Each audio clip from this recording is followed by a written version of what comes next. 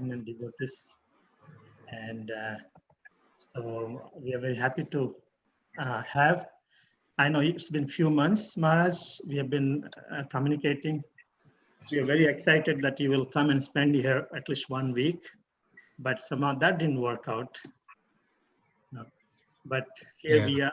Here you are here, and is it okay? Should I give a brief introduction? I know brief introduction is not enough, but if you miss something, you can add as well. So, Hare Krishna, devotees, we are very fortunate to have His Holiness Giriraj Swami Maharaj. I had the good fortune to associate with him a few years back. I forgot, we have Mother Sangeeta also on this call today. Oh. Vamandev Prabhu as well, I'm hoping. I didn't see their faces, but I saw their names. And is it okay, Vishnugata Prabhu, if I can introduce, or would you like to introduce to our Delaware and Philadelphia congregation? You're doing a good job. Good. Thank you. So just brief introduction. I got it from his website itself. His Holiness Giriraj Swami Maharaj was in his childhood known as Glenn Philip.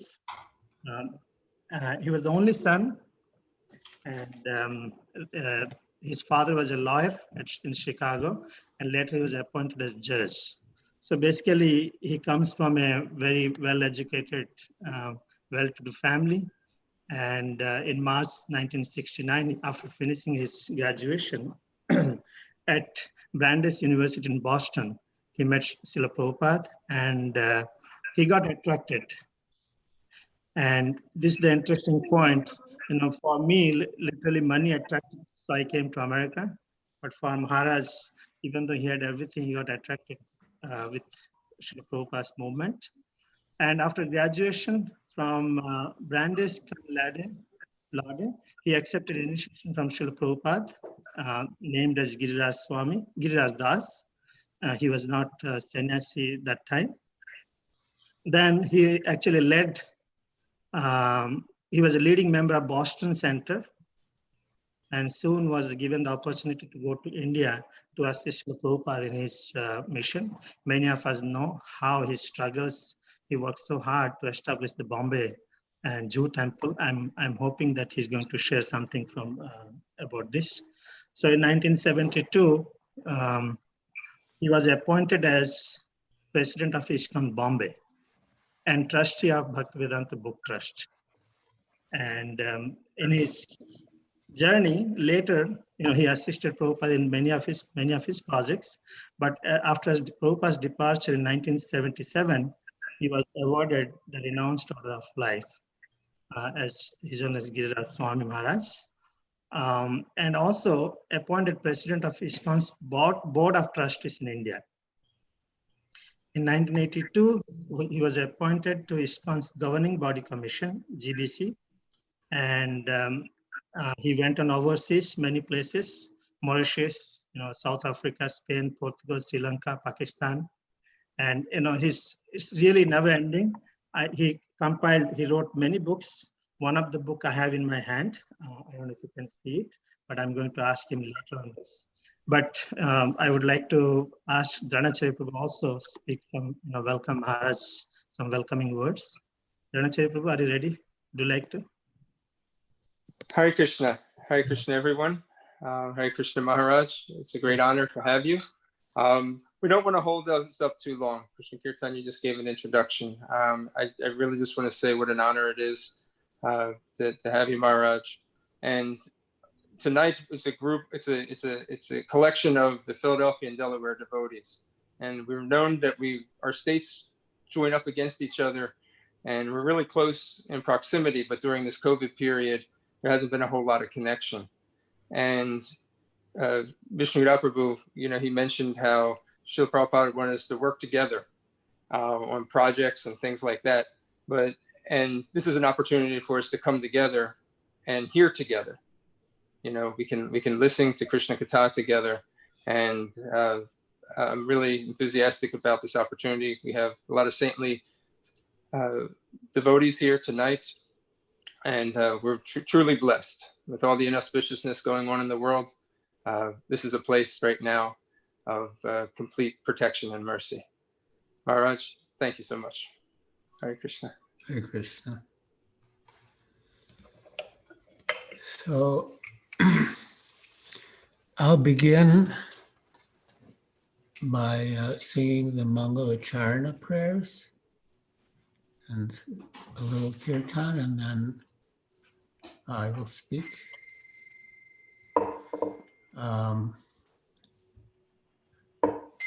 Seeing His Holiness Jayadvaita Swami on the screen, my mind is eager to hear him speak, but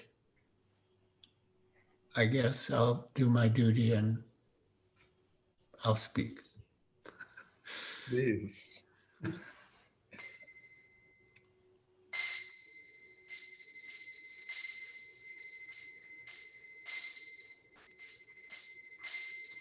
Vandeham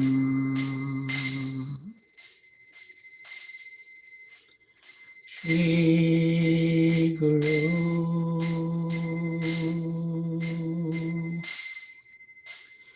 Shri Yuta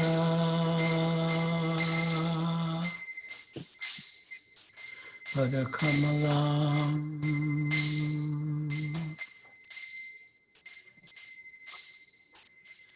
Shri Guru Vaishnavangscha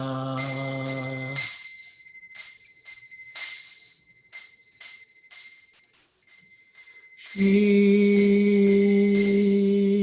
Rupam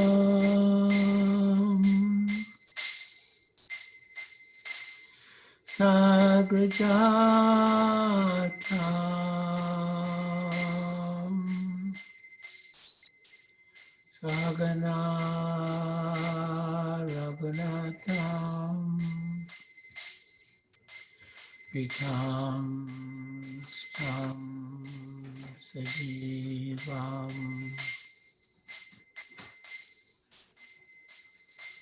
Sadvaitam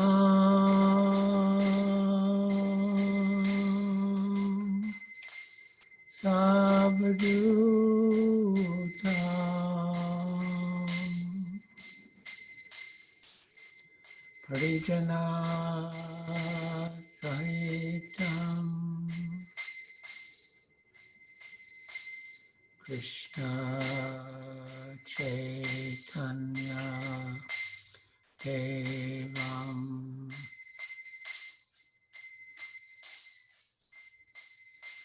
Shri Radha Krishna Padam Sagana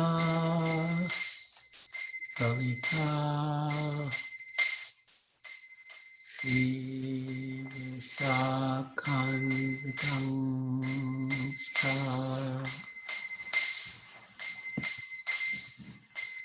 Namo Vishnupadaya Krishna Prestaya Bhutale Srimate Bhakti Vedanta Swami Iti Namine.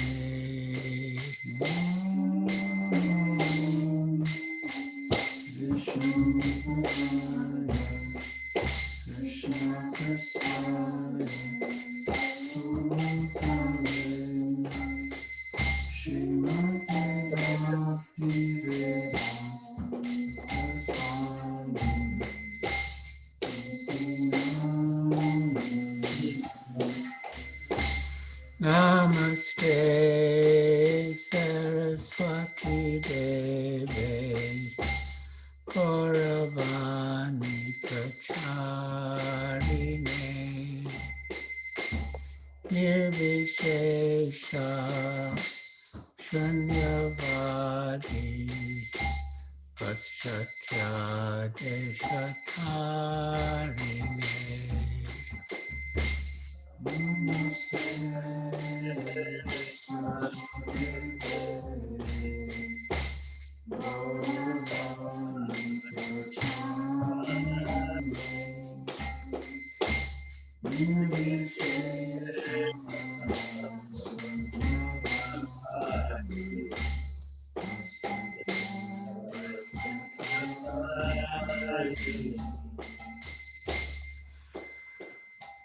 Krishna Kirtan Prabhu.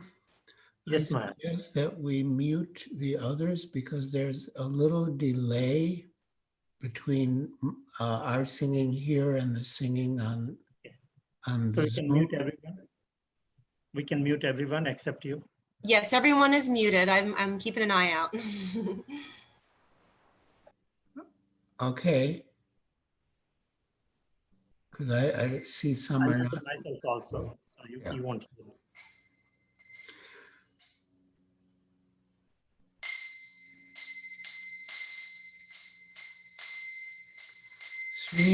Sri Krishna Chaitanya Prabhu Nityananda Shri Advaita Gadadhar Shivasari Gaur Bhakta-vrinda Shri Krishna Chaitanya Prabhu Nityananda Shri Advaita Gadadhar Shivasari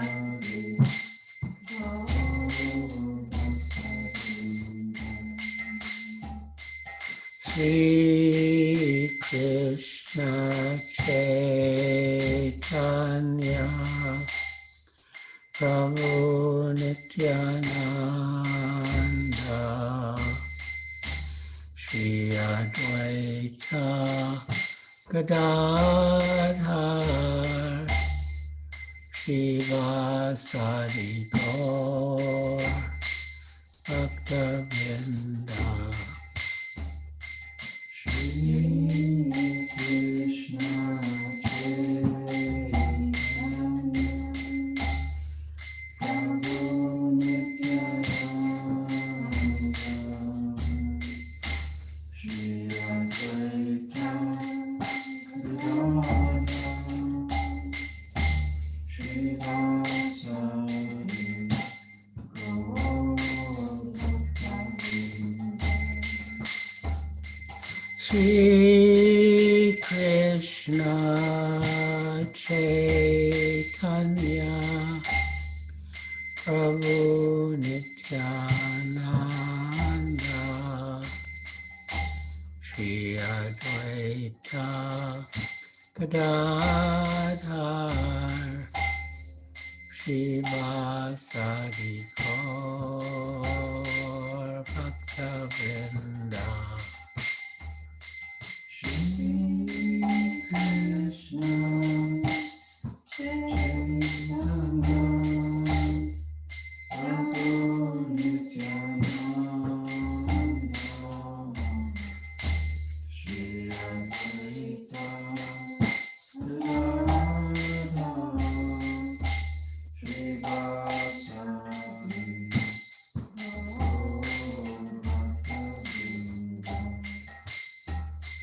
Sri Krishna Chaitanya Prabhu Nityananda Shri Advaita Gadadhar Shivasari Gaur Bhakta-vrinda Shri Krishna Chaitanya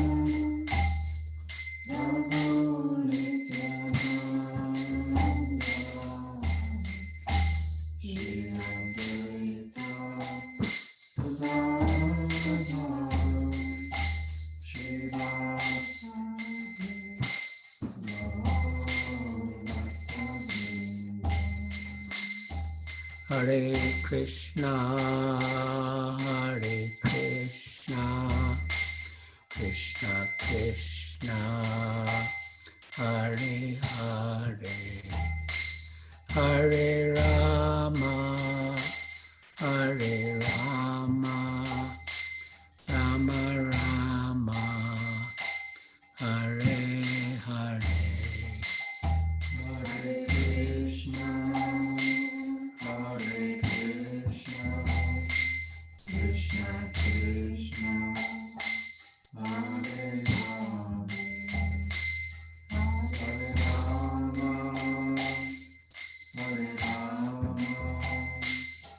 Rama, Hare Rama, Hare Krishna, Hare Krishna, Krishna Krishna, Hare Hare, Hare Rama, Hare Rama, Rama Rama, Hare Hare.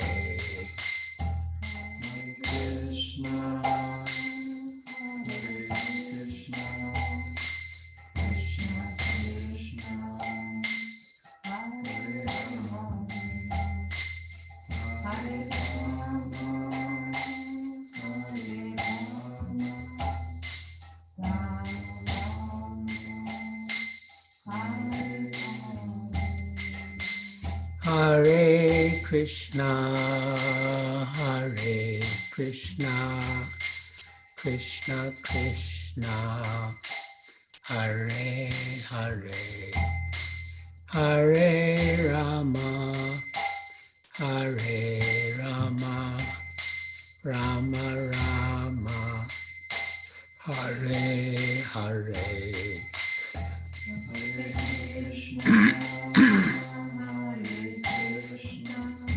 Hare Krishna, Hare Krishna, Krishna Krishna, Hare Rama, Hare Rama, Hare Rama,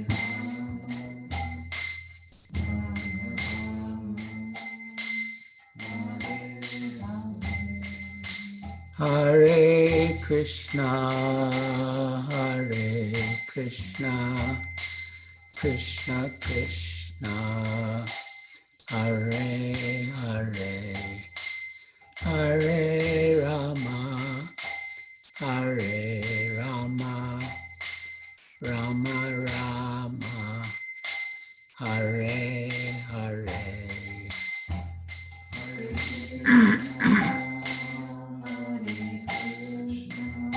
Hare Krishna, Hare Krishna, Krishna Krishna, Hare Hare, Hare Rama, Hare Rama, Hare Krishna, Hare Krishna, Krishna Krishna, Hare Hare, Hare Rama, Hare Rama, Rama Rama, Hare Hare.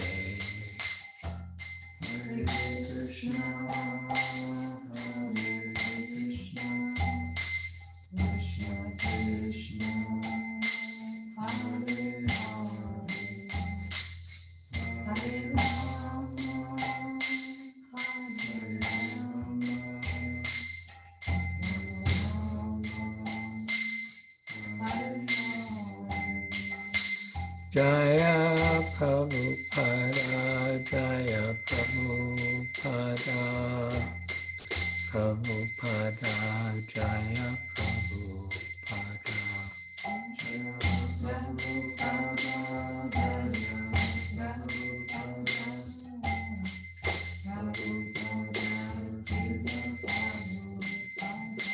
Jaya Prabhupada, Jaya Prabhupada, Prabhupada, Srila Prabhupada. Prabhupada,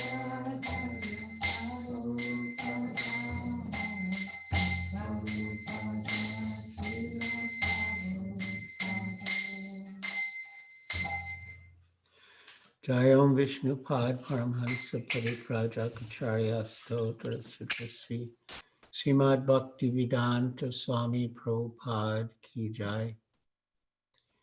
ISKCON founder Acharya Srila Prabhupada Ki Jai.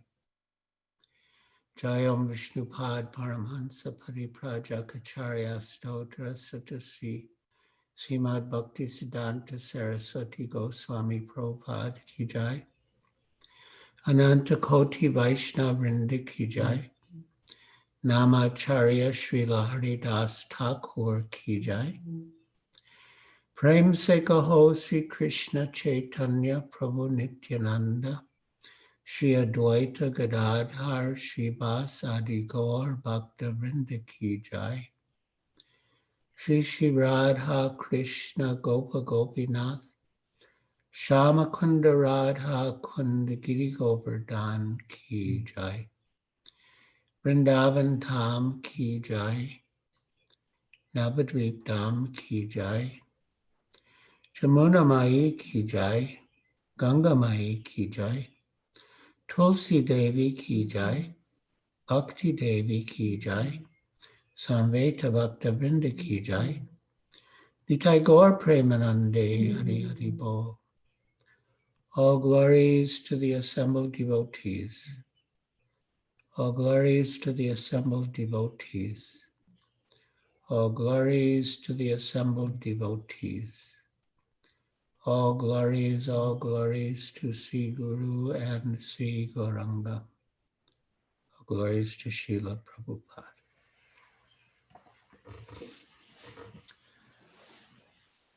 So it is a great honor and pleasure and privilege for me to be with you all today. We are here by the mercy of Srila Prabhupada. There was a devotee in England who told his son, who was born, you could say, born into the movement, that he may take it for granted having, Srila Prabhupada and Srila Prabhupada's followers as spiritual guides. But for someone like him, the father, it was a great search and struggle to eventually find, Srila Prabhupada and Srila Prabhupada's parampara. And so he was advising his son not to take, Srila Prabhupada and his parampara for granted. In my case,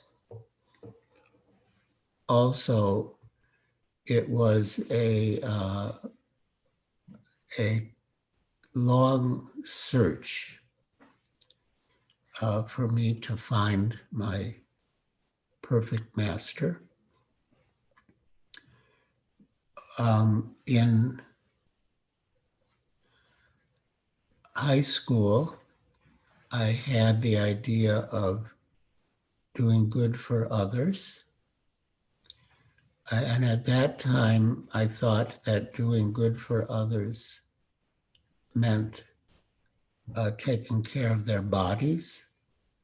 So I was the president of, it had a different name, but in effect, the Future Doctors of America Club. But then when I went to college, I saw that there were some people who were suffering more due to their minds than due to their bodies, and that that the mental anguish could be greater than the physical pain. So then I had the idea to become a psychologist or psychiatrist, psychologist actually. And at Brandeis University, the chairman of the psychology department was Abraham Maslow, and he developed what he called a third force in psychology. The first two, one was behaviorism, which studied stimulus and response. The famous proponent of behaviorism was B.F. Skinner. And then there was psychoanalysis, which was founded by Sigmund Freud. And so, so Professor Maslow said that, you know, he didn't want to study rats like the behaviorists, and he didn't want to study diseased people like the psychoanalysts. He wanted to study healthy people. And he developed a whole theory with a hierarchy of needs. And he was pointing towards something beyond the body and mind. And he spoke about self-actualized people. So I had I had the idea from high school, actually, to find perfect happiness. And then I realized that one could not get perfect happiness by any material means, that I had to adopt some spiritual method. And then, by reading and introspection, I realized that I couldn't follow a spiritual process on my own, but I needed a guru. And then the focus of my quest was to find my guru, my perfect master. So Brandeis University itself, in the psychology department, invited many like gurus. And one of them was Swami Satchidananda. And Swami Satchidananda, I don't remember everything he said in his lecture, but the one thing I remember is that he said that by yoga, you can gain control of your involuntary muscles. And he gave the example of the intestines, that you can command your intestines ascending : advance. and then transverse colon advance, then, right? Then descending colon advance, and then rectum release. So I thought that was very interesting, but it didn't particularly satisfy my thirst for spiritual knowledge. But I thought anyway, it was just an introductory talk. So I had another professor, James Klee, who was involved in inviting many of these guest speakers. And I told him that, because Swami Satchidananda was based in New York and Brandeis was in Boston. So I told my professor that I wanted to ride in the car with him to the airport so I could speak with him. And my professor said that his car was already full, but some of his students were going to the airport and I could go in the car with them. So I joined them, and in the car, they were discussing all the different types of food they missed since they had moved into the ashram.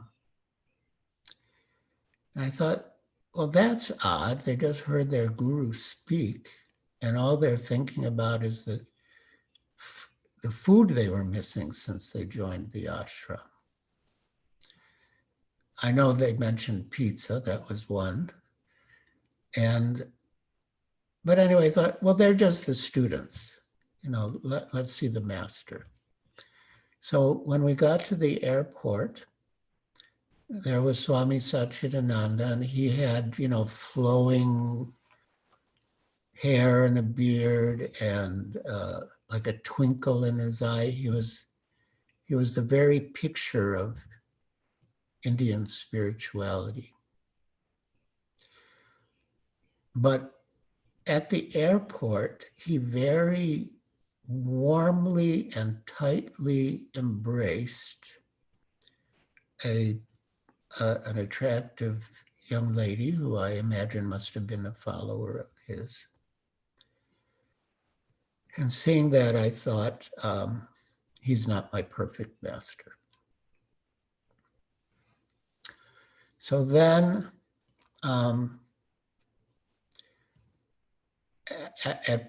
back at Brandeis, I heard that there was a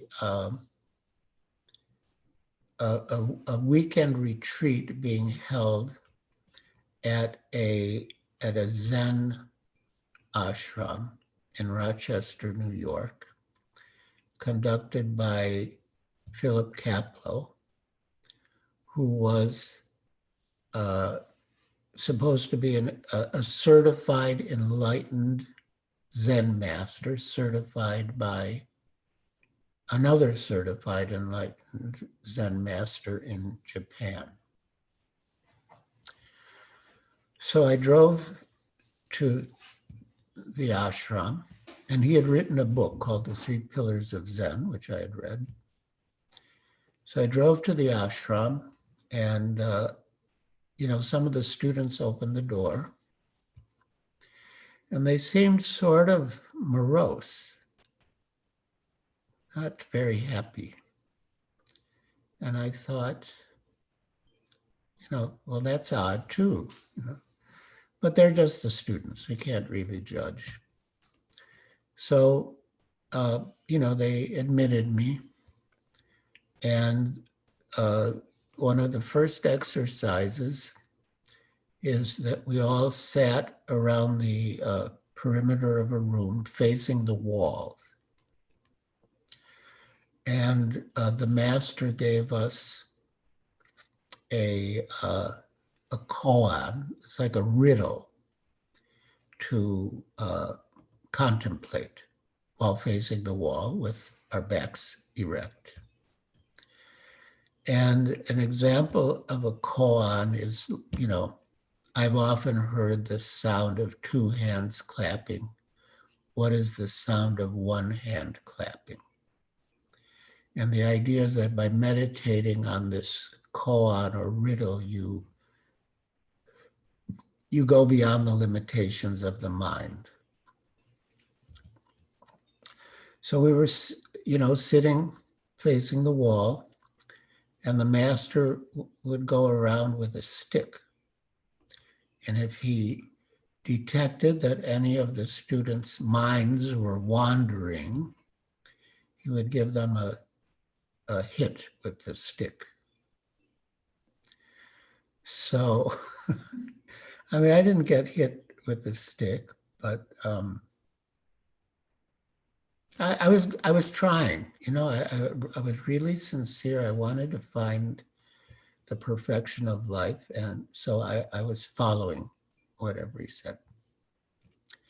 So then there was a lunch break, and the students went to the dining hall, and they had, like wooden benches and tables. And I sat at the table with the master. And one of the students complained to the master that he had unnecessarily gotten angry with the student. And the master replied, yes, you're right. I shouldn't have lost my temper. Now, I had read in the Zen books that the master, that an enlightened soul appears ordinary. So I thought, well, maybe this is part of it. Maybe he just appears ordinary, like apologizing for losing his temper and so on. But then, maybe a month or two later, the same Zen master was invited to Boston by Houston Smith, who taught religion or comparative religions at MIT. So I thought, let me see the Zen master again. So during his talk, during the questions and answers, someone asked him about Vedanta. And he replied, I have enough trouble keeping up with Zen. Don't ask me about Vedanta. And then I thought, he's not my perfect master. So then J. Krishnamurti came to Brandeis, and he had a morning session and an evening session, and it wasn't in a big auditorium, but anyway, the room was packed. So after the morning session, I asked Professor Clay that I want to speak to Mr. Krishnamurti. And he said, why do you want to meet him? And I said, well, I want to see if maybe he's my guru. And Professor Clay replied, he doesn't even accept money, and he certainly doesn't accept disciples. So I thought, that's odd. If he has knowledge and he can actually help someone, why should he refuse, for the sake of being renounced or artificially renounced or renounced? So I thought, he's not my perfect master. So like this, I went to many. I heard that there was an enlightened professor of psychology at Antioch College. And I thought, I'll try him. So I drove to Antioch, Ohio. And, with great eagerness and expectation, it was like a Friday afternoon. I went to the professor's office and, asked to meet the professor. And his secretary outside his office said that, well, you can't because he's out playing golf. I didn't say it, but she could see the expression on my face. Out playing golf? So she replied, that's his Zen. So, all right.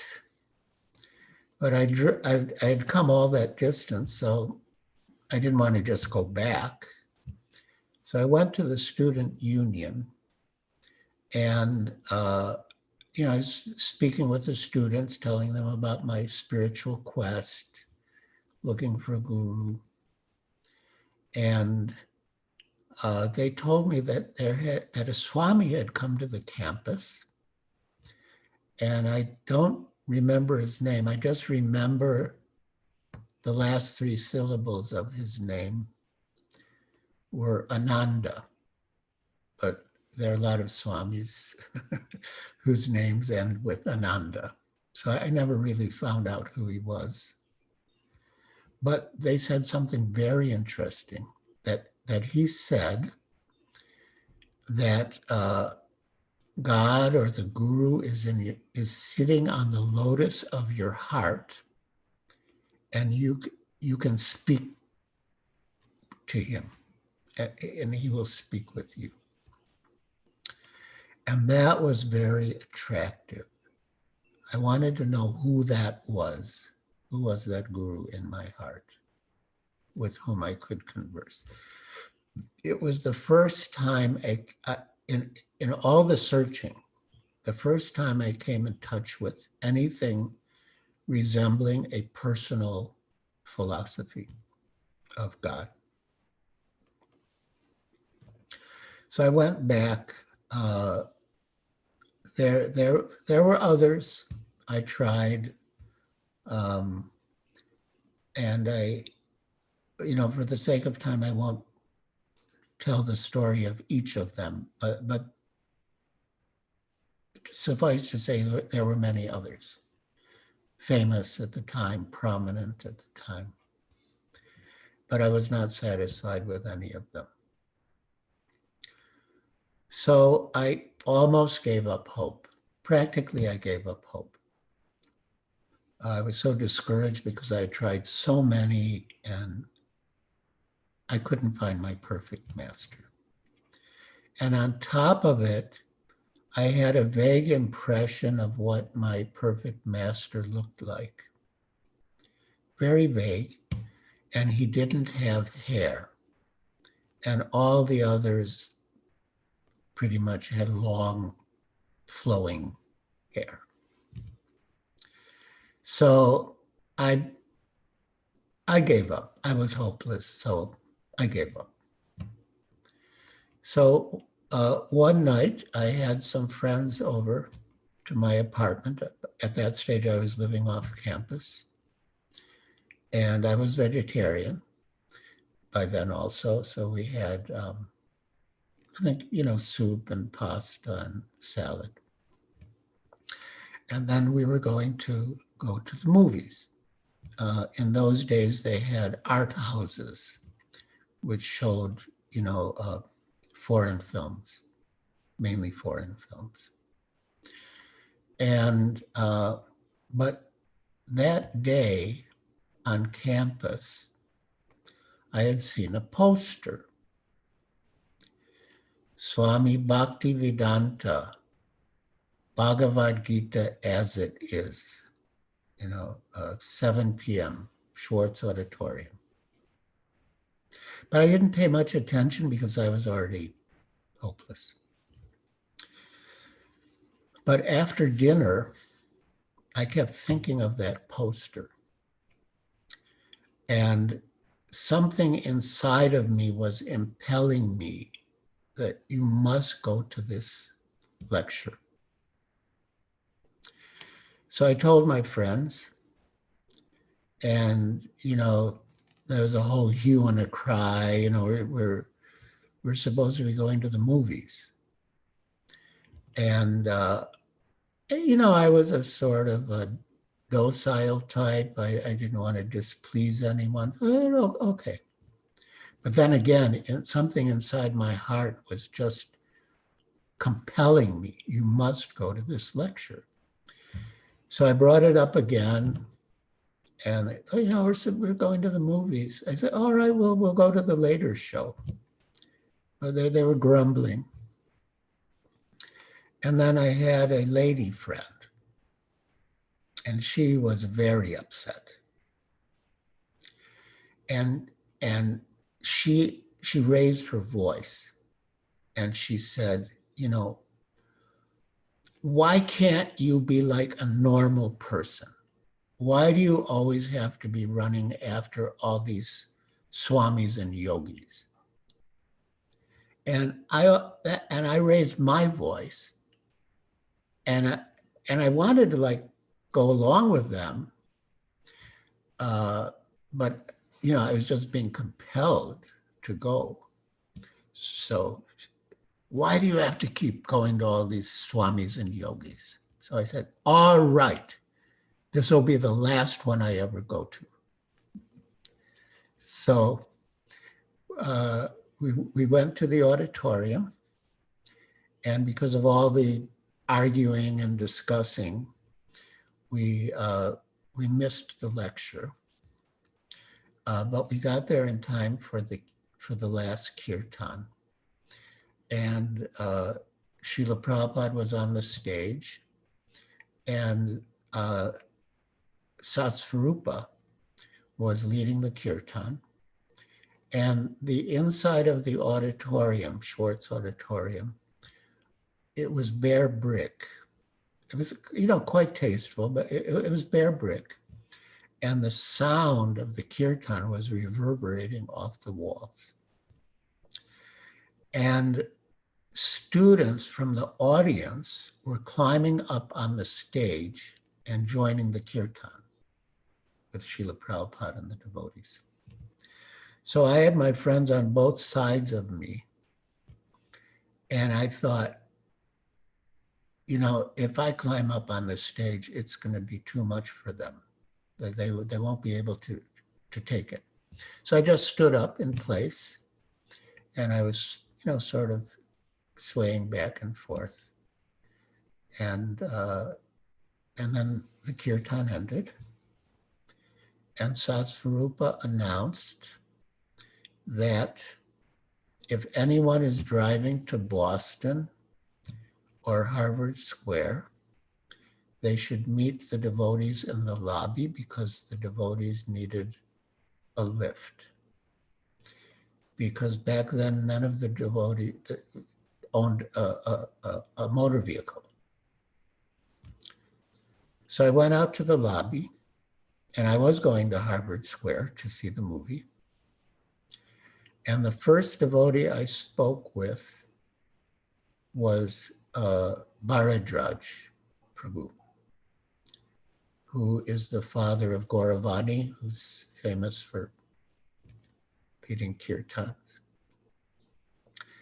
And Giriraj Prabhu, he was so high on Krishna consciousness. He just started speaking about the Bhagavad Gita and how Krishna showed his universal form to Arjuna, and Arjuna's was trembling. And then he asked Krishna to show him his four-armed form. and he was saying I was like the universal form is more effulgent than thousands and millions of suns. And then Arjuna asked Krishna to show him his original two-handed form. And he was just going on and on. I mean, all the other students of all the other gurus or so-called gurus, they were all sort of, seemed a bit dull and morose or mundane, but he was really way up there. So, so I said, you know, I have a station wagon, and I'm driving to Harvard Square so I can take some devotees with me. So they all piled into my station wagon, and in the front seat was a lady devotee named Janava, and my lady, girlfriend or whatever, lady friend. And then way in the back compartment was my best friend Gary with Satsvarupa and others. I mean, everyone was really sort of crammed in. And from the back, I heard Gary say that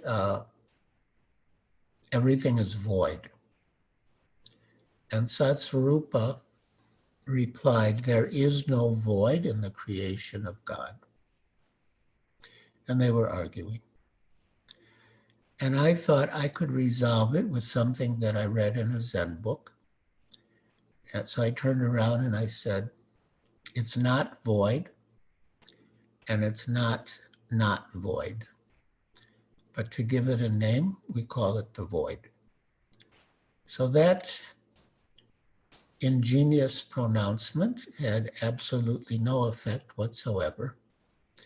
And they continued with their arguing. And I thought, all right, well, I have so many questions of my own. So I started to ask Janava. So I asked about Yogananda, because I read a book called Autobiography of a Yogi by him. She said, have you been to Yogananda's ashram? He's just like a shopkeeper. Whatever you want, he keeps it in stock.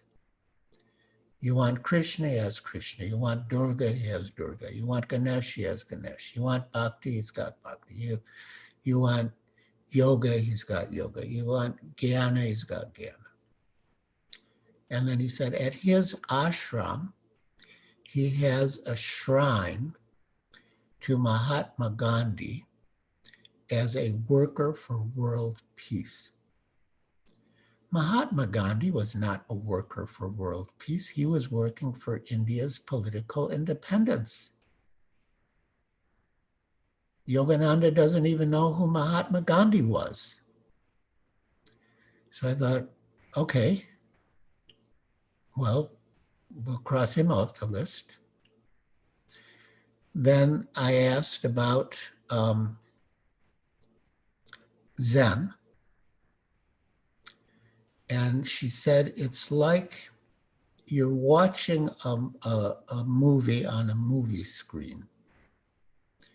And you see all these images, but they're not substantial.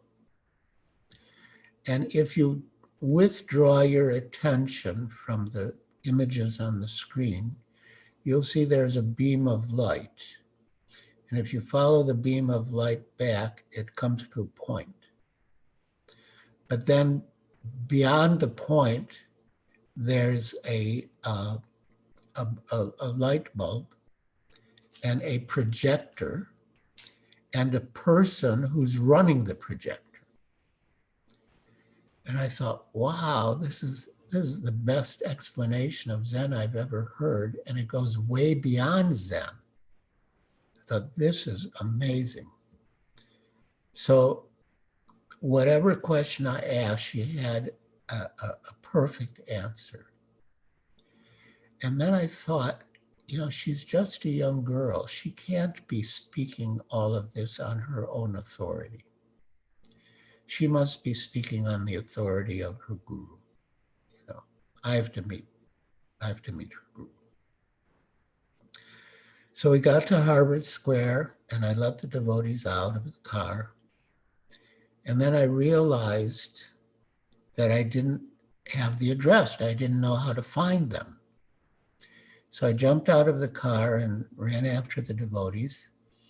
And the one who was walking the slowest, who was the one I caught up to first, his name was Petit Pavan. And Petit Pavan, he said, you see all these people? They're just like sleepwalkers. They don't know who they are or where they're going.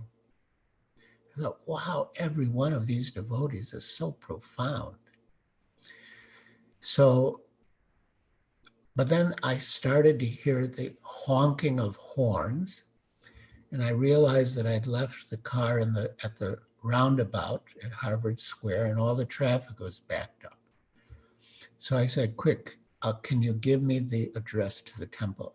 I want to come to the temple. So he gave me the address. And then the next night I went. And I couldn't follow all of Srila Prabhupada's lecture because the philosophy was very new to me. And also his Indian accent was quite thick at that time. But I did hear him say that out of many thousands of men, one will seek perfection. And I thought, that's me. He's talking about me. So then at the end of the lecture, he asked for questions. And one other person asked first. It was good.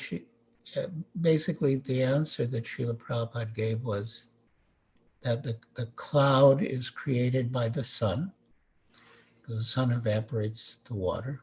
The cloud is created by the sun, but the cloud can cover our vision of the sun, but it doesn't actually cover the sun.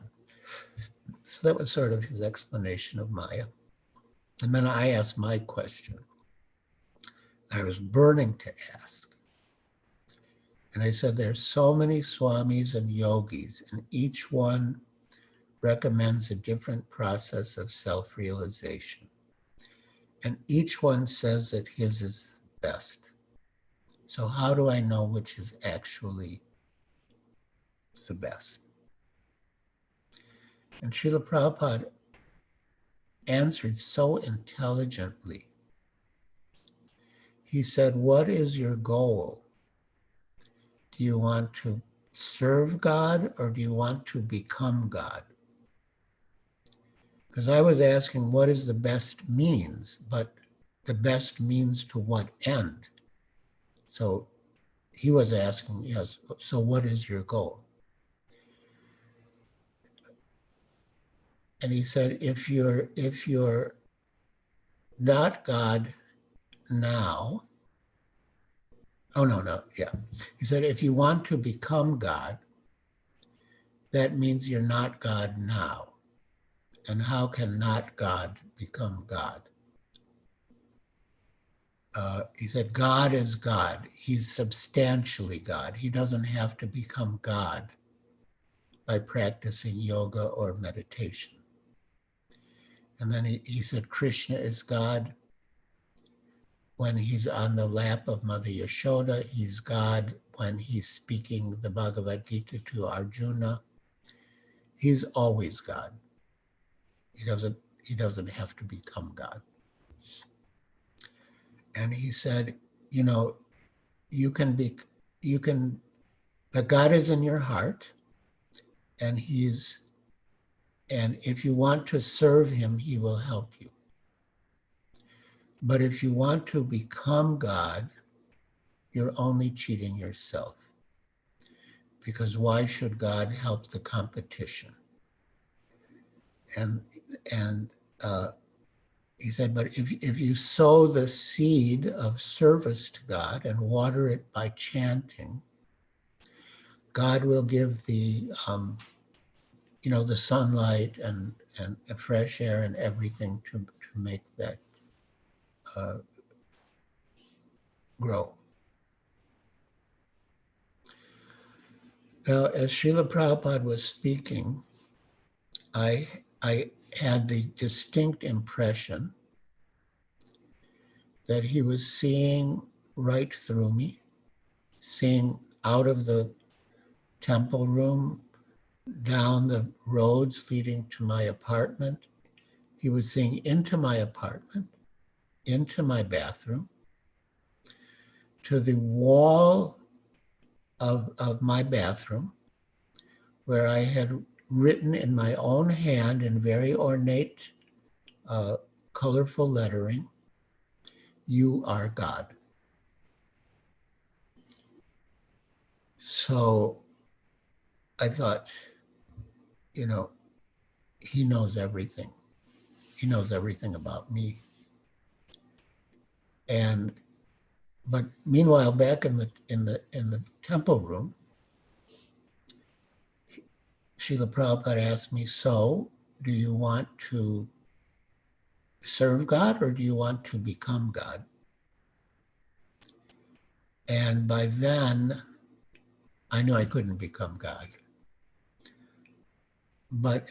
So I began to say, I want to serve God. But I knew I couldn't cheat Srila Prabhupada, so I said, yes, I wanted to become God.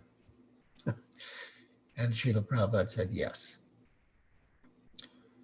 So then I knew I had found my perfect master, and I bowed my head down on the floor, and I offered obeisances in surrender. I had found my perfect master. And I kept my head down for a long time,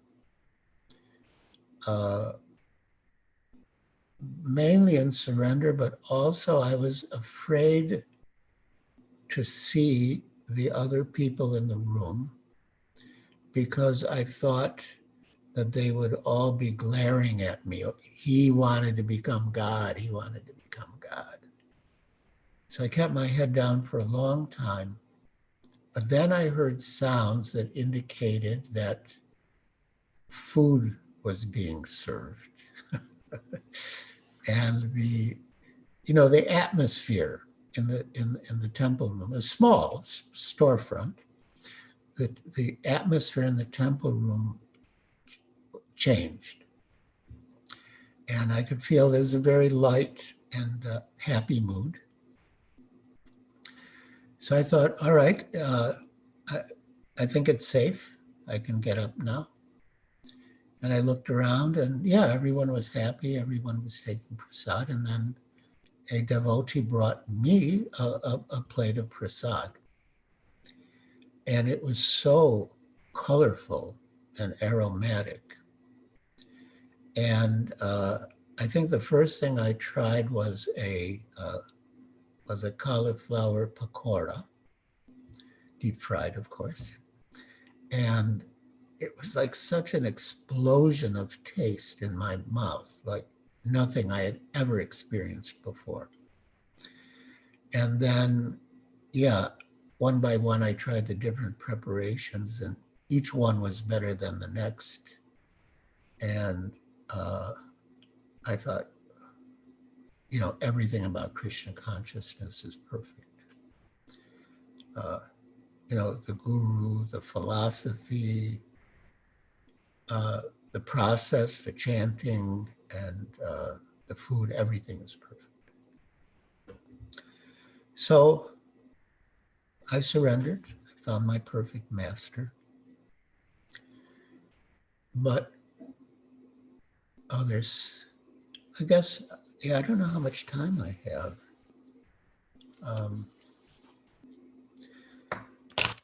Well, I guess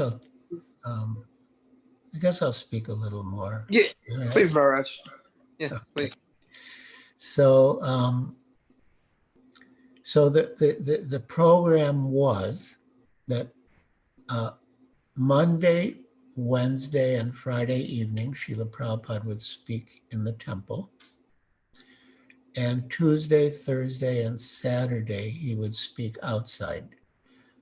Tuesday and Thursday was usually at a university, like he had spoken at Brandeis.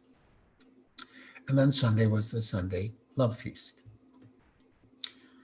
So one of the programs was at I believe this was Northeastern. Pretty sure it was Northeastern, and so it was like a medium-sized classroom, and there was a dais. Srila Prabhupada was sitting there, and there was a sort of cleared area in front of Srila Prabhupada, and then there were seats, chairs, where the students and staff were sitting. So during the last kirtan, I felt overcome with love. You know, I was feeling, just seeing the people in the room, I was just filled with love for them. And that sense of love extended like beyond the classroom, beyond Boston, just like to the whole world and the whole universe. And I felt, a great sense of oneness, love and oneness. And I thought, oh, maybe this is one of the peak experiences that Professor Maslow wrote about. But anyway, I was overcome. And at the end, I went up to Srila Prabhupada, and it was the first time I had ever approached him in that way. I mean, yes, after a talk, I would raise my hand and ask a question. But I was so overcome. I went right up to him, and I said, this chanting is wonderful. And he was a little raised up, and he looked down, and he smiled. And then he started to chuckle, like his body was heaving, he was chuckling. And I knew he wasn't like laughing at me, but he was chuckling in ecstasy that this young man had experienced some of what kirtan is.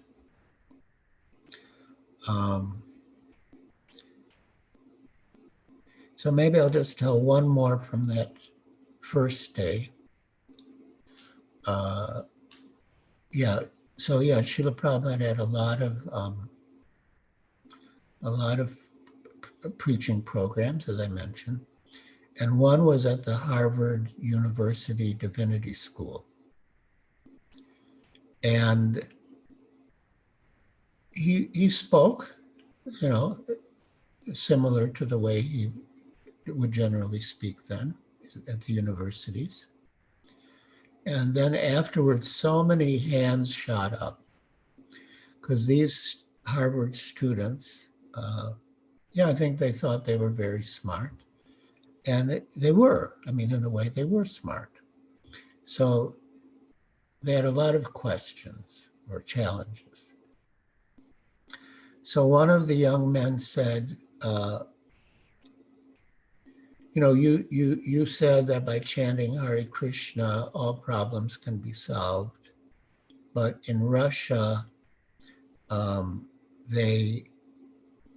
there were people who would chant the name of Jesus in Russia, but nothing changed.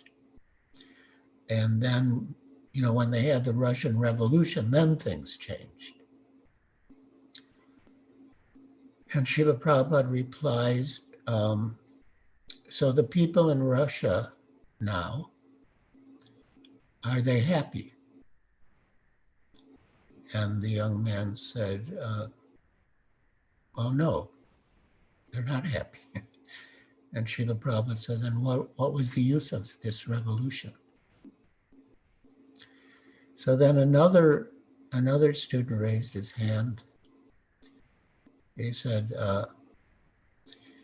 you say that, by repeating this chanting, you get this result. But couldn't you just repeat anything? Like 1, 2, 3, 1, 2, 3, 1, 2, 3, 1, 2, 3. Couldn't you just repeat anything and get the same result? And Srila Prabhupada said, of course, that is not possible. But if you want, you can try counting, and then you can try chanting. And everyone cracked up. I mean, it was so funny. It was such a brilliant answer. Oh yeah, and then one of them asked, are you, either asked, are you truly happy or have you seen God? It was one of those two. But either way, Srila Prabhupada's answer was, if I tell you falsely that I have seen God, or, that I'm truly happy, will you believe me?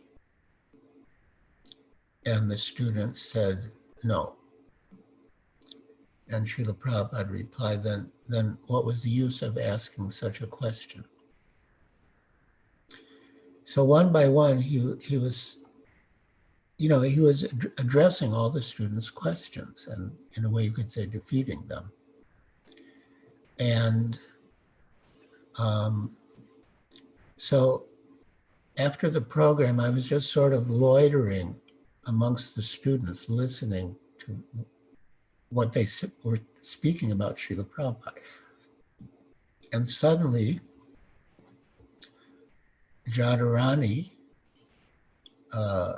came rushing up to me and affectionately imitating Srila Prabhupada's voice, she said, so, where is the driver?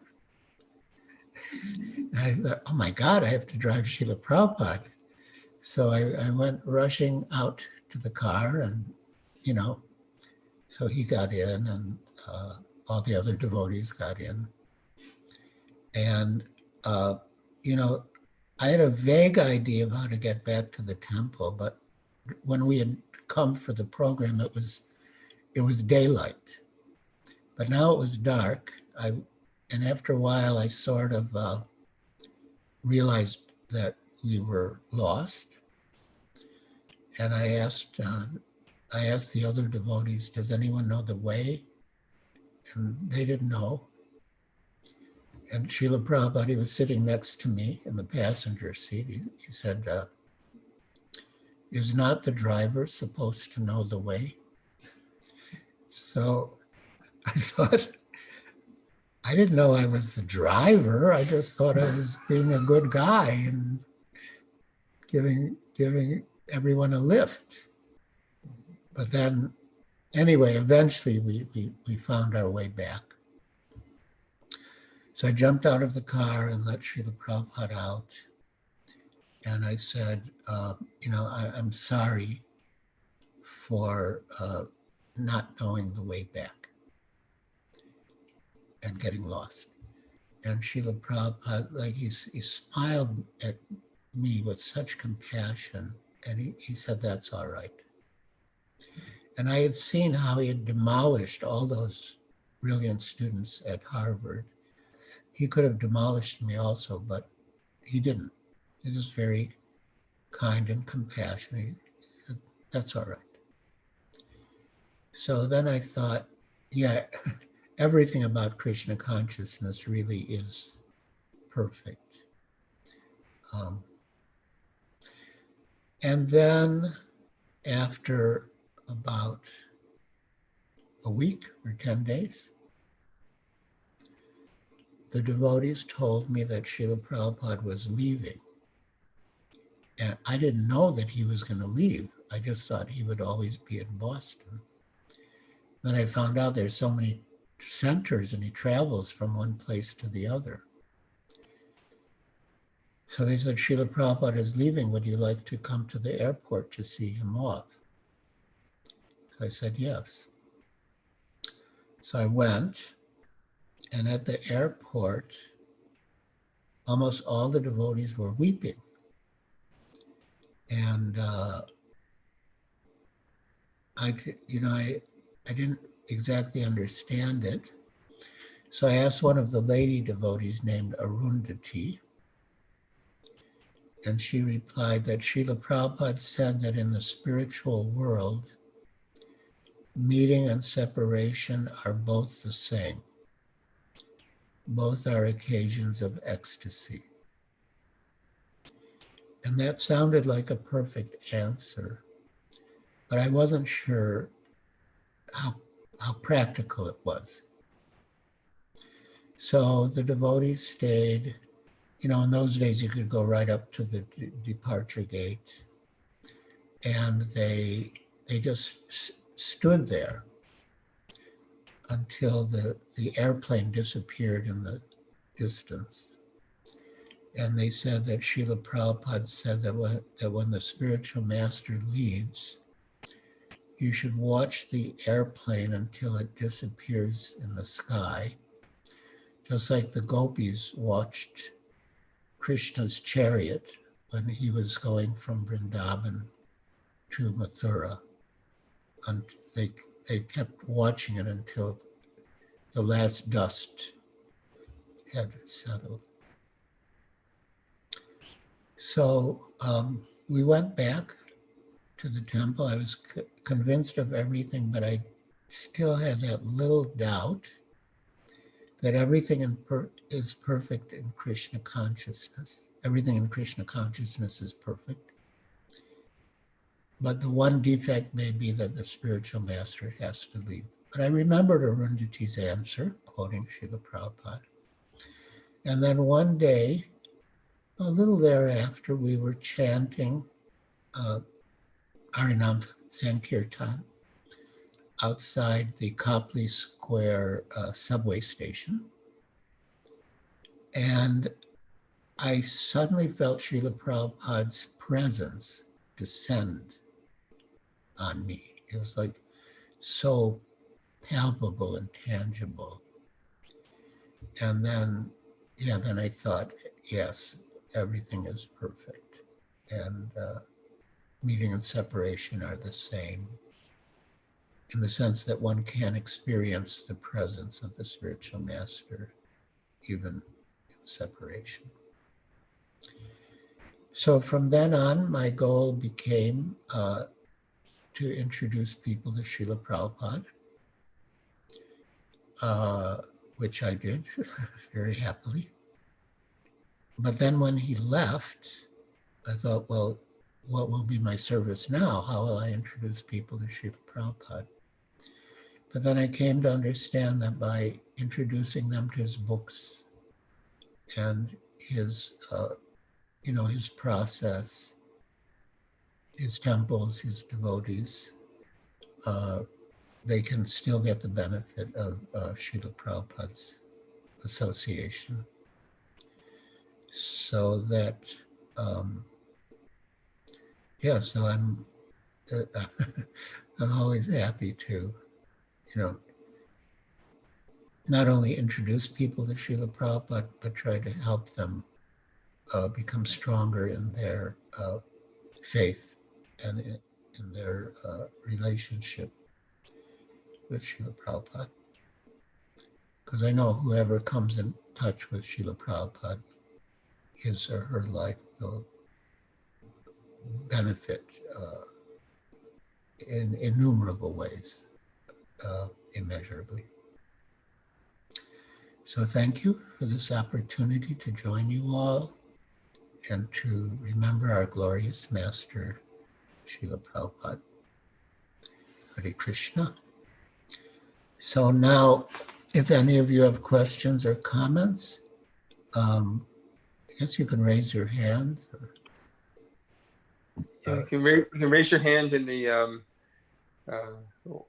using the Zoom. There's a button for raising the hands just to keep it Oh. ordered. Okay. Yeah, that they can do. We can call on them so that you know.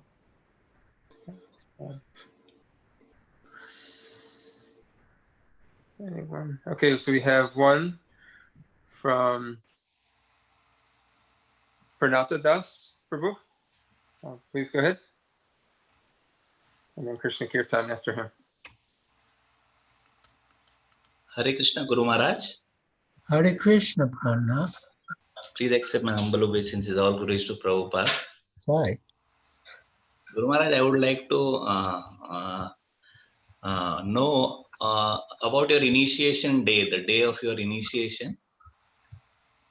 What was your feeling the time you got the Harinam Diksha? Yes. Well, I was initiated by mail on July 5th. Srila Prabhupada was in Los Angeles. And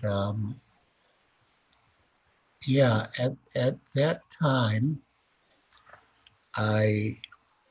maybe, because the letters came pretty fast. So, on my initiation day, but I didn't know it was my initiation day at the time.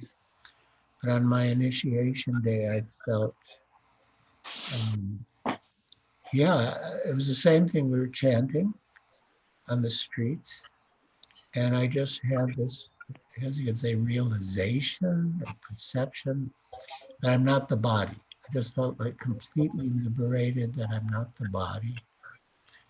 And feeling great appreciation and gratitude towards Srila Prabhupada. And then the initiation letter came, and I mentioned to some of the devotees what I had experienced when presumably he was initiating me, and whether that could have been the result of it. And they said, yes, it's very probable. So yeah, I was initiated by mail. Thank you, Maharaj. Thank you, Guru. Krishna Kirtan, Prabhu. Okay. Yes. Maharaj, thank you so much for your time and inspiring. It's very purifying to hear. And we know that time was very short, and there's so many things we want to really hear about your experience, but time was short. But you begin with your saying a story that we should not take that parampara as granted. Yeah. And the way I can feel that you mentioned that you also follow, understand the value of it. It appears like you never took it as granted, right? So because you personally have so much of struggle, not got very easily. You searched so many spiritual masters, and you did. But how? At the same time, you quoted Manusyanam Sahasranam, thousands of men, very few will try to aspire, among few. Only hardly anyone will, some will get perfection. So is it still applicable to Krishna consciousness? Moment Krishna told in 5,000 years back, is it still applicable as the followers of Chaitanya Mahaprabhu?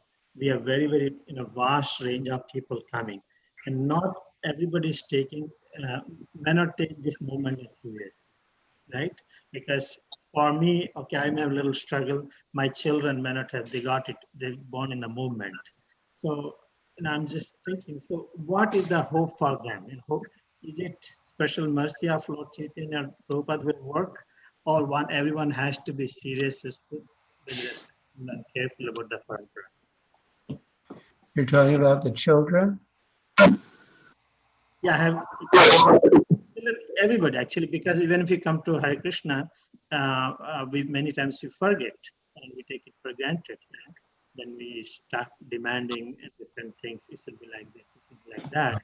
and forgetting the real purpose. So it applies, my question was general for children, those are born, they may not be taking, thinking very important, they may take it granted. And those who are coming to movement, they may also take for granted. Well, we'll start with the children.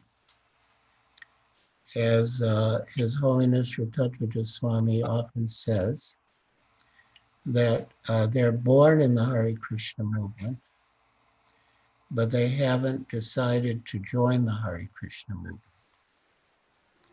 And it's up to us, the elders, by our words, by our example, by our loving care, to make them want to join the Hare Krishna movement. I mean,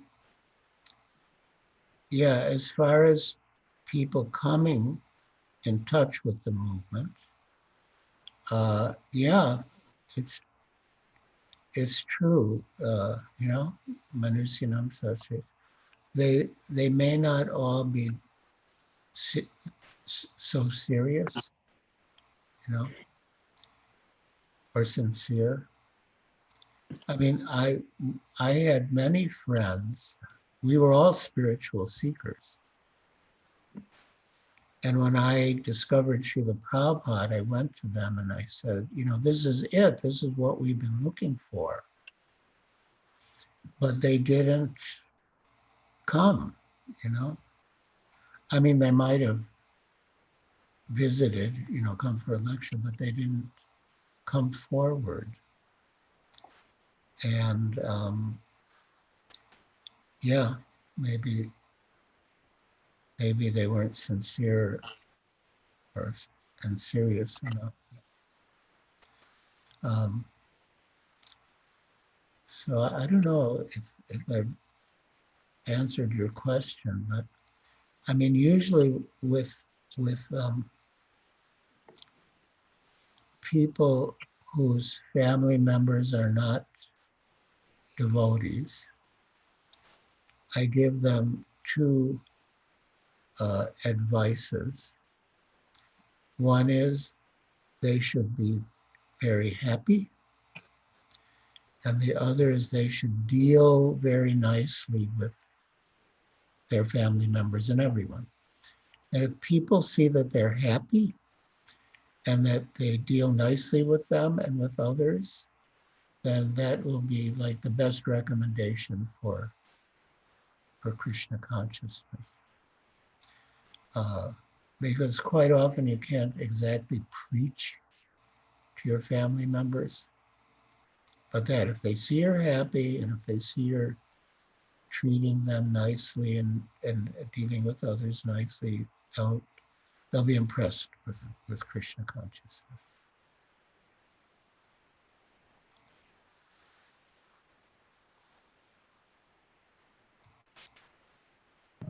Thank you, Maharaj. Vishnu Vidaprabhu has a question. Thank you so much, Giriraj Maharaj, for sharing your personal, intimate development with Srila Prabhupada. It's very enjoyable. Just a question, when will your book about Juhu be available? Well, it's written, and even the back matter is finished. The only thing left is the general index. And we're like in the final stages of the general index. So yeah, otherwise, it's basically ready. But with the coronavirus, yeah, I'm not sure when it will be printed, because the book will be printed by the Australian BBT under Devamrita Swami. And Devamrita Swami wanted to ask the other BBT divisions how many copies they wanted, because of so they could get in on the print run. But he felt that with the coronavirus pandemic, their consciousness is preoccupied. And I also agreed it really is not the right time to ask them, because everyone feels so much uncertainty now. And I was planning, I don't know what's going to happen now. I was planning to go to India in October and have release the book there. Have the launch in India in October. And I don't know what's going to happen with my travels to India, but yeah, probably within a few days or a week at most. The general index, which is the only part that's still pending, that will be finished. So thank you for asking.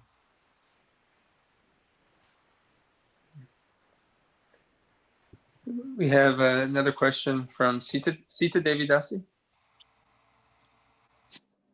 Hare Krishna Maharaj, thank you so much for sharing your wonderful story. It's very, very, very inspiring. I keep imagining how it must be when Srila Prabhupada was on planet and you get personal association with him. It's very, very touching. In your journey so far, and the reason I'm asking this question is because, I'm very fallen. I have a lot of problems. So in your journey so far, did you ever have a period of time or a moment where you had struggles being in the movement?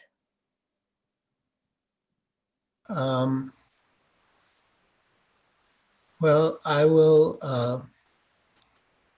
share with you an exchange I had with Srila Prabhupada in Calcutta in 1971, at the time of the first Calcutta Pandal. And I said to Srila Prabhupada, now you are here, so everything is good. But what if in the future, when you're not here, ISKCON falls from the standard? What should I do?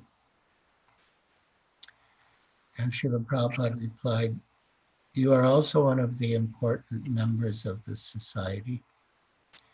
So you work for the improvement, but don't leave. And I didn't really consider myself to be an important member of the society then. But I have always kept that instruction in my heart. That you work for the correction, but don't leave. So it was never an option for me to leave. And as far as I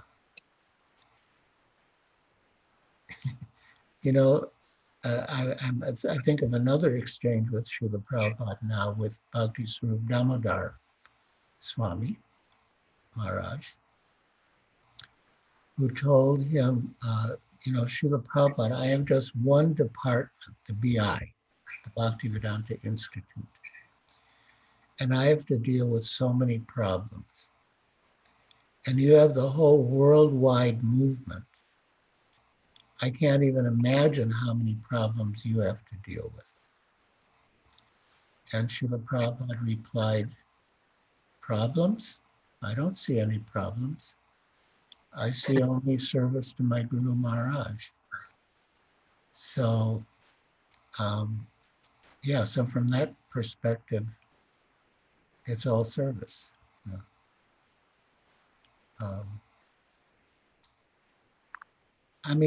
Of course, there have been, different kinds of difficulties. One was I had I had cardiac bypass surgery, and I fell 63 days of rounds behind. I mean, there were many, many days when I couldn't chant at all.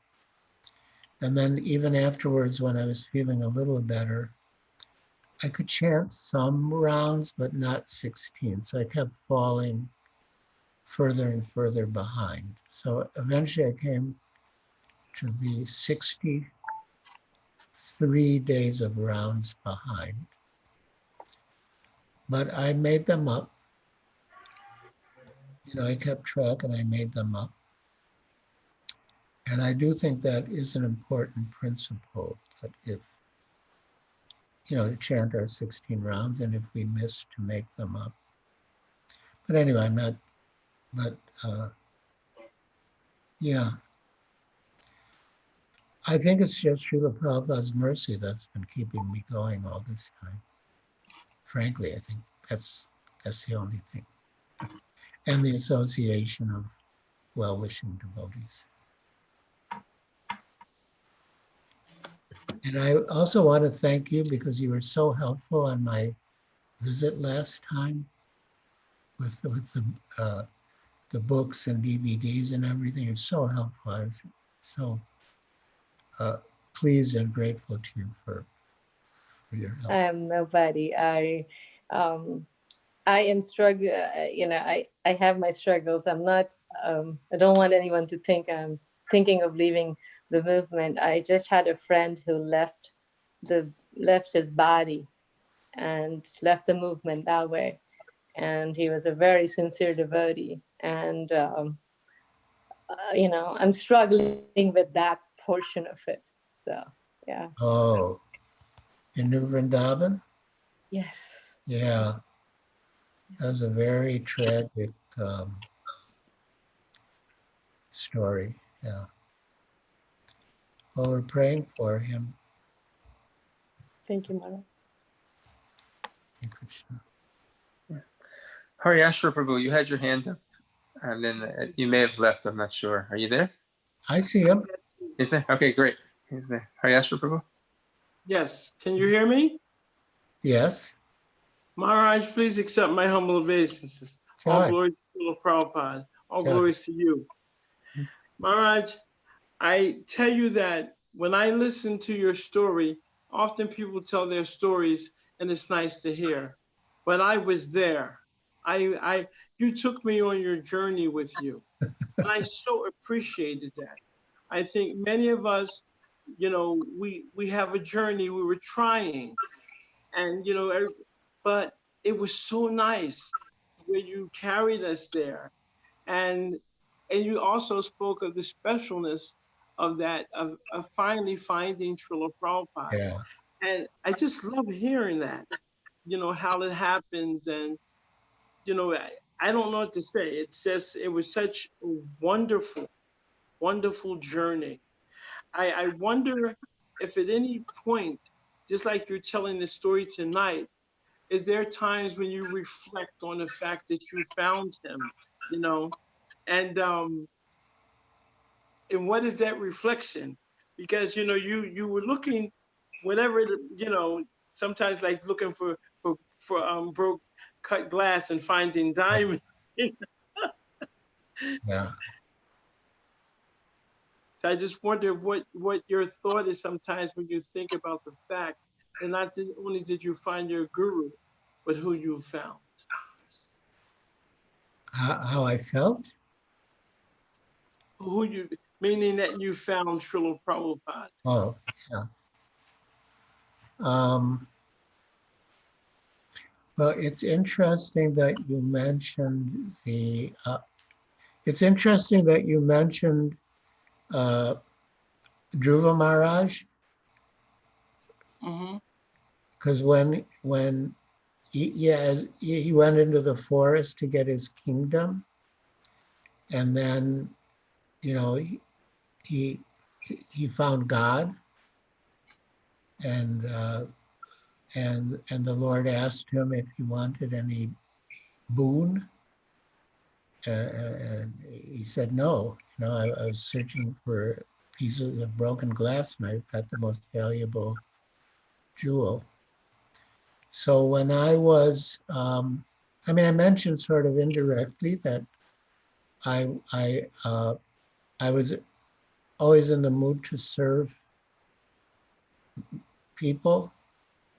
First I thought as a doctor, and then I thought as a psychologist.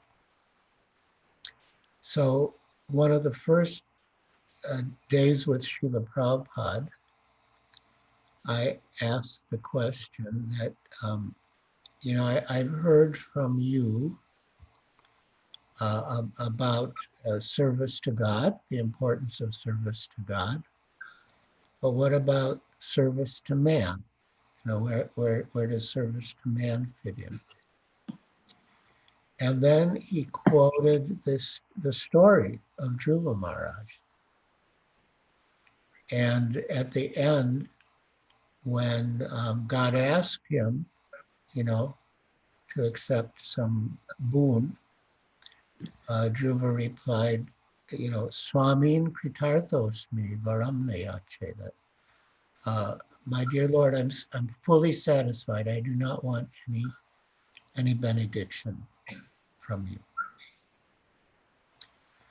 And then Srila Prabhupada said, so to give people something that they're so satisfied, they don't want anything more in life, is that not service to man? And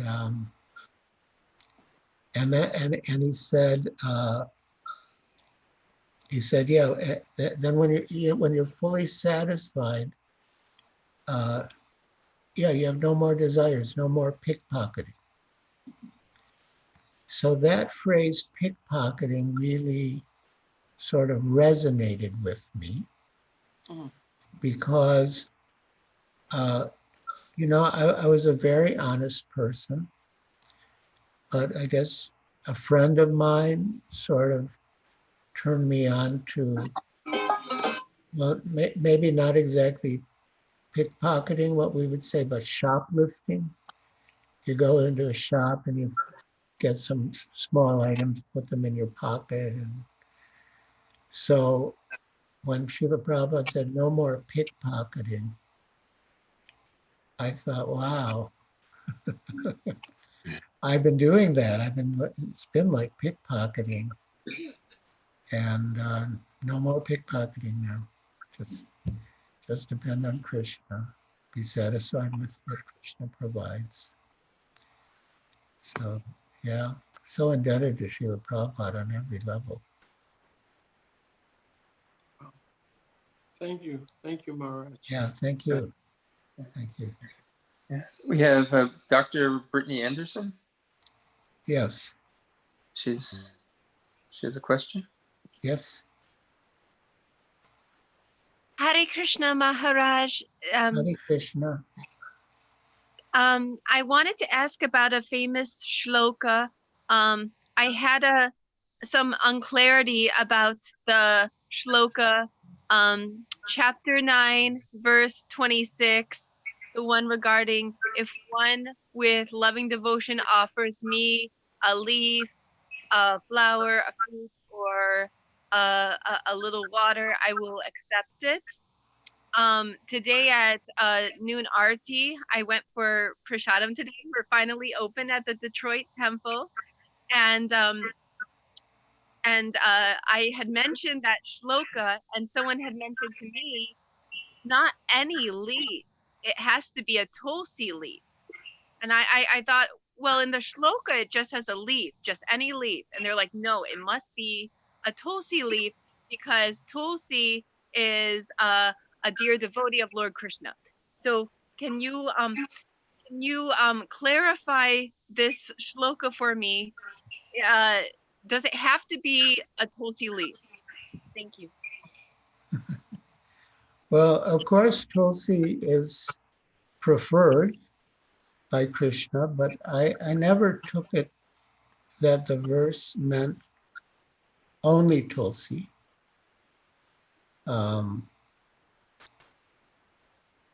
Yeah. There was one incident. Srila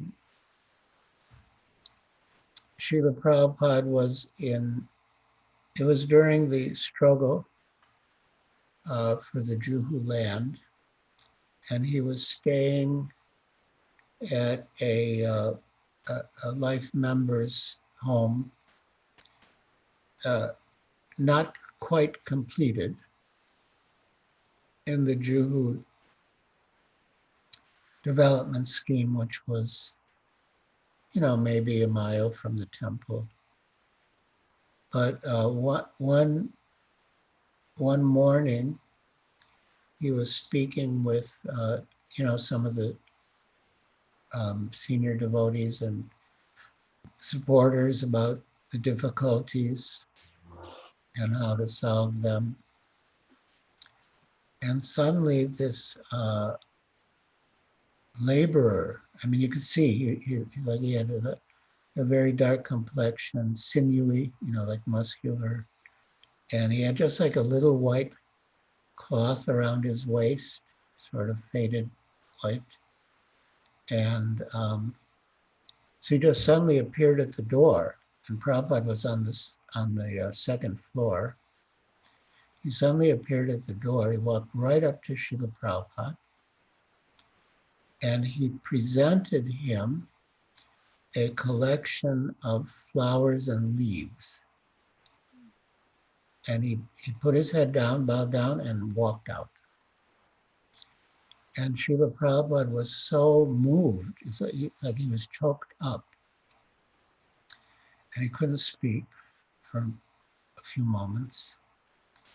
And then he quoted that verse, Patram Pushpam Phalam, and he said that, even Krishna is moved by a simple offering of Patram Pushpam Phalam Toyam. And so what to speak of me, I'm just an insignificant living entity. So he thought of that verse when that laborer offered him the leaves and flowers.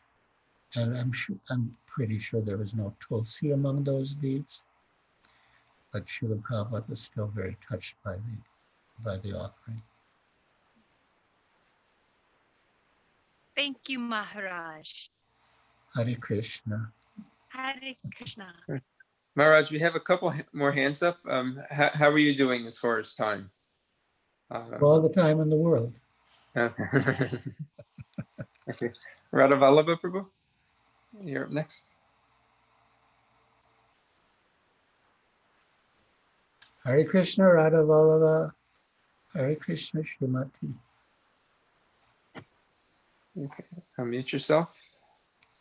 He seems to be unmuted, but he's not speaking. Radha Vallabha Prabhu, please speak. So may I speak on his behalf, Maharaj? Sure. So I just don't really have a question, Maharaj. I have a couple of comments. Sure. I recently completed reading your book, Watering the Seed. Beautiful, beautiful book. And when you were speaking, Maharaj, it felt like everything is before our eyes, and we were with you when you were experiencing those events and being with Srila Prabhupada, how you got his mercy, and you're coming from your mouth, it felt really amazing. So thank you for sharing that story with us today. And also, thank you for writing the books that you do, Maharaj. I also am reading Many Moons these days, and that's a beautiful book about the departed souls of pure devotees, and that introducing us to their contributions and movement and who they were, how we should be thankful for all the the pure devotees that they made Krishna consciousness for us available. Nice. I might add, just before this program began, Mother Sangeeta informed me that today is the disappearance anniversary of His Holiness Bhakti Tirtha Swami, who's one of the, figures in the book, Many Moons.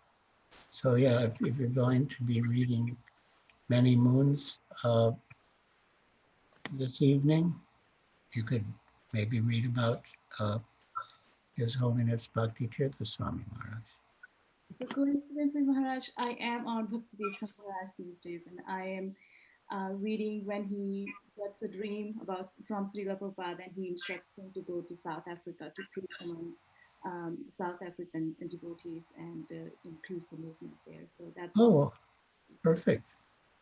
And another comment I have to say, recently it was a Vyas Puja for Indradimna Maharaj, and there was in our Bhakti Vriksha group, there was a little picture of you and Indradimna Maharaj in Vrindavan. I think it felt like to me that it probably was taken after parikramas, because you look kind of very tired, or with a very blissful smile on both of you and your hands together.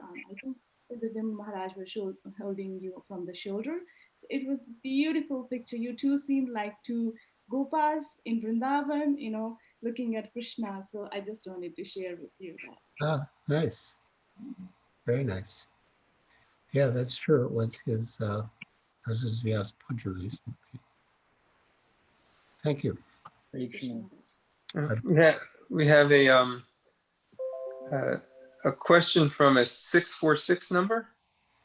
No name there, but they can speak.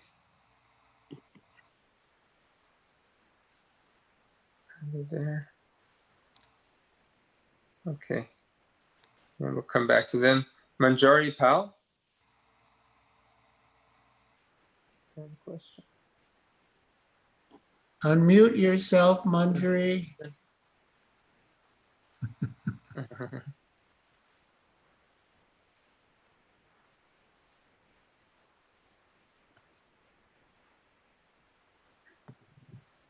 I mean, it says Manjari. She's actually Manjari's mother.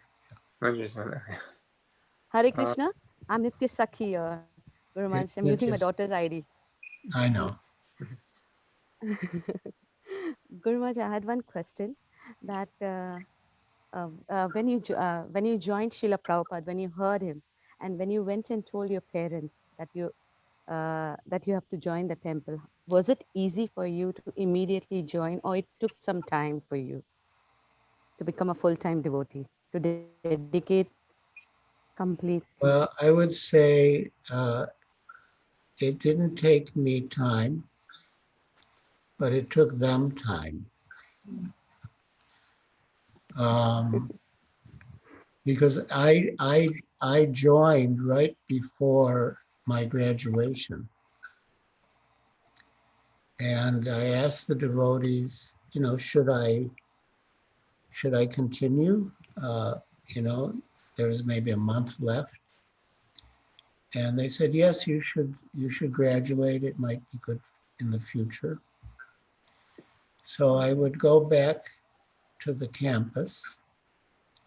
And but really, I was so enthusiastic about Krishna consciousness. I hardly spoke about the studies. I was just telling my classmates about Krishna consciousness. But when the exams came, I mean, it's as if whatever answers I knew, those questions were on the exam. And there was one question about evolution. And,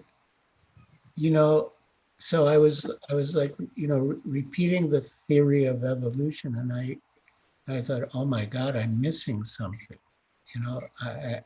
There's something I haven't got it, But then I got an A for that exam. And then I realized the defect was not in my understanding of the theory. The defect was in the theory itself. It didn't really hold together. but yeah, so I graduated, and my parents came for the graduation, and I don't know how much I told them before they came, but it was a shock. It was a shock, but and you know, in those days, I mean, we would all do menial service, and I was very new. So my part of my service was peeling the potatoes in the kitchen. And my father said, you know, I spent all this money to put you through the university, and now you're peeling potatoes. But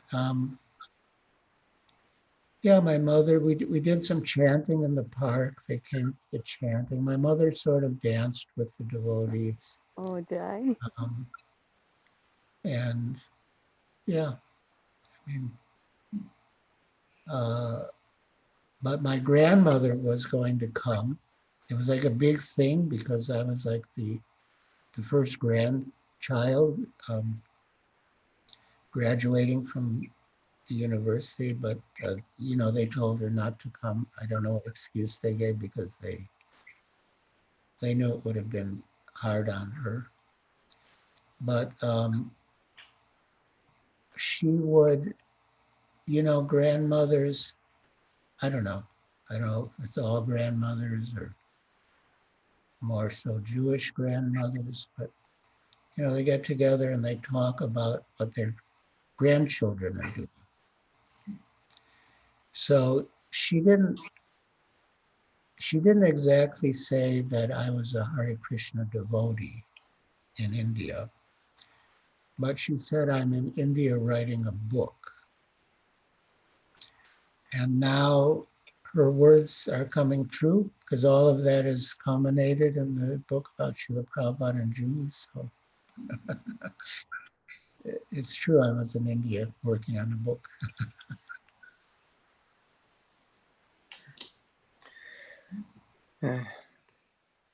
Thank you, Maharaj.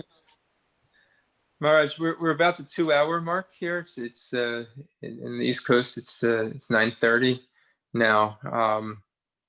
What we're thinking is maybe we wrap up this session, and there are a couple more people that I'm sure there's more people that may want to ask questions, but we'd like to let everybody know that you'll be back with us in Philadelphia and Delaware to do another program with us next Saturday, June 20th, for the observance of the disappearance days of Gadadhar Pandit and Srila Bhaktivinoda Thakur. We want to Krishna Kirtan. You want to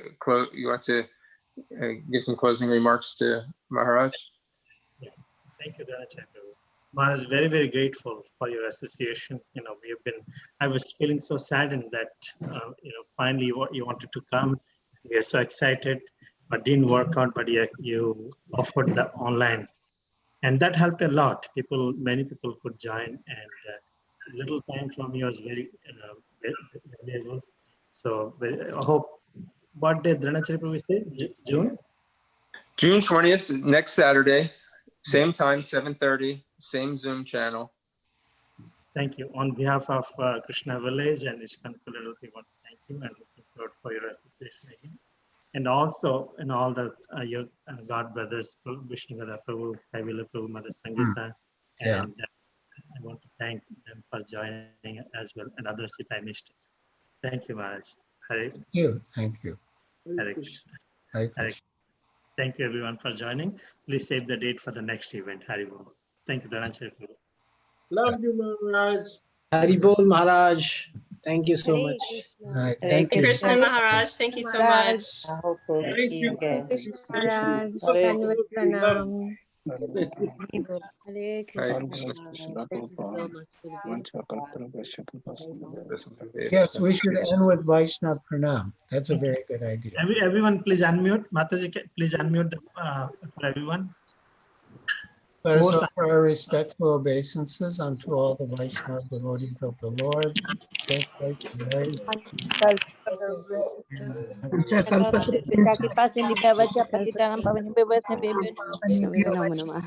Kalpatarubhishcha, Sindhubhayavita, Patitanam Pavebhyo, Vaishnavebhyo, Namo Namaha.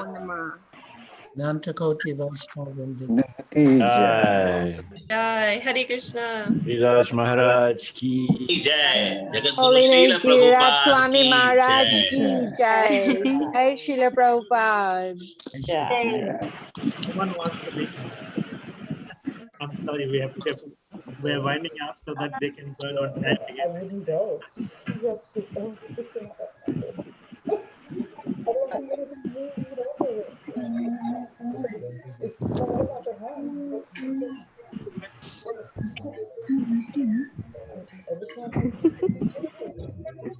Nobody is ready to leave.